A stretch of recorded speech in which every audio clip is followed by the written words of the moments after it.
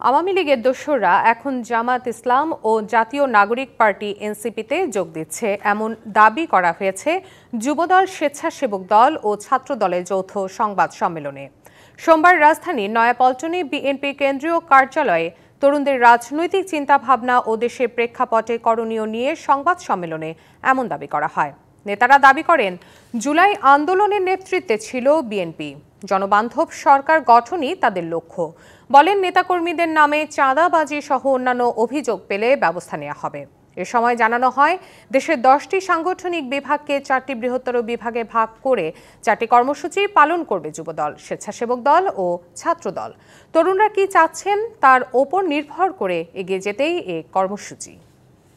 পতিত ফ্যাসিস্ট আওয়ামী লীগের দোসররা কিন্তু আজকে জামাত ইসলামের আশ্রয়ে গিয়েছে কিংবা এনসিপিতে গিয়েছে বা অন্যভাবে কিন্তু কোনো ভাবে বিভিন্ন জায়গায় প্ল্যাটফর্মে তারা ঢোকার চেষ্টা করছে।